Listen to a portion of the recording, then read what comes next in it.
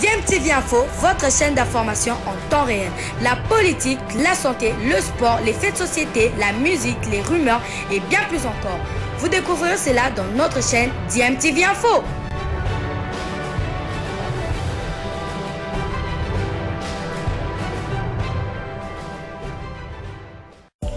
Vous êtes sur DMTV, bonjour ou bonsoir, tout dépend de l'heure à laquelle vous nous suivez. Tout plaisir est pour nous de vous retrouver, mais surtout de savoir que vous êtes nombreux en train de suivre votre chaîne YouTube DMTV. DMTV qui vous propose l'actualité, vous propose également des analyses et des réflexions sur des sujets d'actualité, sur des faits sociaux, tout simplement sur des réalités que nous observons ici chez nous en République démocratique du Congo. On va parler maintenant de dames avec l'entrée en lice hier réussie du tout-puissant Mazembe pour sa première participation à la Ligue des champions féminines de la CAF. Mazembe s'est imposé pour son premier match hier devant l'équipe égyptienne de Wadi Degla sur le score d'1-0, but inscrit à la 7e minute de la partie par Merveille Kanjinga, cette grande buteuse de la formation du tout-puissant Mazembe qui a donc permis aux Corbeaux de pouvoir être ex-aequo en tête du groupe B avec Mamelodi Sundowns d'Afrique du Sud, l'équipe championne d'Afrique en titre qui a battu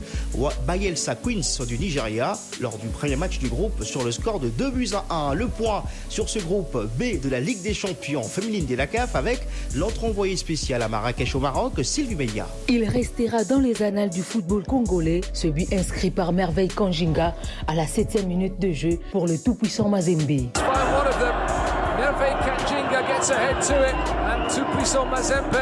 Même s'il est le tout premier d'un club congolais en phase finale de la Ligue des champions féminines, ce but revêt aussi une toute autre importance car il permet au football club féminin tout-puissant Mazembe de l'emporter devant Wadi Degla pour le compte de la première journée du groupe B sur la note étriquée d'1-0. Cette victoire est la première d'une longue série, estime l'entraîneur adjoint du team noir et blanc de Lubumbashi, Magui Safi, qui reconnaît qu'il y a beaucoup à corriger dans son équipe qui a péché par un manque criant de réalisme. Personnellement, je suis satisfaite parce que c'est une victoire. Quel que soit comment on a obtenu cette victoire, mais c'est quand même la victoire. Bien sûr qu'on a eu à rater beaucoup de buts. On aura le temps de ranger parce qu'il y a des matchs qui nous attendent. Nous devons vraiment travailler la finition pour permettre à nos joueuses d'améliorer dans le match qui nous attend. Malgré les ratés, les Corbeaux dames sont restés intraitables sur le plan défensif ainsi que dans l'organisation de jeu où est sorti du lot Richanel Kiteko, désignée femme du match par la commission technique. La milieu de terrain des Poches s'est dit satisfaite de la victoire, mais également de cette distinction pour ce premier match.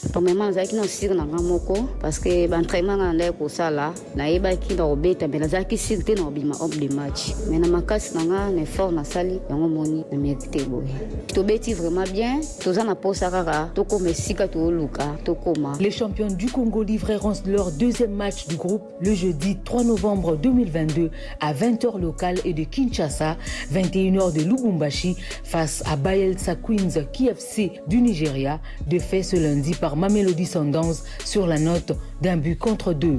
Marrakech, Royaume du Maroc, Sylvie Meillat pour Top Congo FM. Sylvie Meillat sur Top Congo FM. Aujourd'hui, la compétition marque donc une trêve. Elle va reprendre demain avec les matchs de la deuxième journée du groupe A. La SFAR va matcher Green Buffaloes. Les deux équipes avaient remporté leur première rencontre respective. Et puis, l'autre match du groupe va opposer la formation de Determine Girls à la formation de Simba Queens de la Tanzanie. Les deux formations avaient perdu leur premier match respectif. Pour Mazembe, vous avez donc écouté Sylvie Meillat. Mazembe jouera le 3 novembre prochain contre la formation de Bayelsa Queens du Nigeria, alors que Mamelodi Sundowns sera face à Wadi Degla. On va terminer avec une autre équipe féminine de la RDC qui séjourne au Caire en Égypte. C'est la formation de Amani qui a réceptionné un don d'équipement de la Confédération africaine de football. Plus de 15 cartons d'équipement avec vareuse, bottines, ballons et autres. Vous avez écouté hier soir le président du club, Charlie Kassongo, qui a remercié la Confédération africaine de football pour ce geste. C'est ici, au stade de l'Amitié Général Mathieu Kérékou, que les Faucons du Rail Club Kadiogo accorderont leur hospitalité aux cheminots de Lupopo lors de la phase allée de la double confrontation du tour de cadrage de la Coupe de la Confédération. C'est ce qui explique cette traditionnelle et réglementaire séance de reconnaissance de l'heure de jeu ce mardi 1er novembre 2022. Mohamed Magasouba et ses hommes ont passé près d'une heure sur cette pelouse naturelle de très grande qualité. Aussitôt après, ils avaient rendez-vous avec le président du club à leur luxueux hôtel de Cotonou. Le président Jacques Yaboula Katoué a rendu visite aux joueurs pour leur apporter le soutien de tout un peuple. Le boss s'est réuni avec les joueurs et le staff en présence de la commissaire provinciale au sport, Pauline Iguabi, ainsi que plusieurs membres du club. Un discours motivant, boostant, encourageant et rassurant a caractérisé sa prise de parole face à la composante jaune et bleue, très attentive et très concentrée. Nous venons pour la victoire et nous voudrions que demain nous puissions gagner le match. Et j'étais en train de dire le pourquoi de votre qualification. Je ne sais pas si vous avez le temps de consulter Facebook ou les réseaux sociaux. J'ai été voir les travaux, inspecter les travaux au stade Kibasa. Et j'ai vu comment les travaux évoluent. Nous avons commencé déjà à poser la pelouse. Et donc pratiquement dans 2 semaines, tous les travaux vont devoir se terminer. Et donc le match aller, vous le jouez au Bénin. Le match retour, vous n'allez pas le jouer à Lubumbashi, vous allez le jouer à Kinshasa. Mais dès que vous vous qualifiez au match retour, le prochain match, ça sera à Lubumbashi. Et si le match est joué à Lubumbashi, la joie que cela peut engendrer dans le chef de fans de Lupopo, vous ne pouvez pas vous imaginer, mais nous en tant que responsables, et nous sommes des producteurs de cette joie. Donc moi je vous demande que vous puissiez gagner le match aller comme le match retour pour que je fasse ce cadeau aux nombreux fans de Lupopo. Si on leur fait ce cadeau, c'est-à-dire on leur offre le match à Lubumbashi, ils seront plus que contents. Les joueurs et le staff ont apprécié le geste. S'ils étaient déjà conscients de leurs responsabilités, cette visite est une sorte de rappel. Lupopo endosse le maillot national en quelque sorte. Il devra agir en conséquence pour défendre les couleurs nationales. Patou Kabangu est capitaine de l'équipe.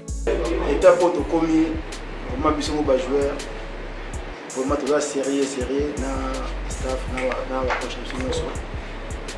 Ils ont étape moment tout ça na erreur ya Rosal. Donc tout est vraiment tous on a opéré la machine, la stade national c'est carré. Ça les faut la comme ça na niveau 1. Public ya vraiment public ils ont manqué sur ma casse donc on a 3 erreurs qu'on a match. Jouer la phase de groupe de la Coupe de la Confédération au stade Kibasa Maliba New est un précieux cadeau que le président Jacques Yaboula veut offrir aux férus du ballon rond.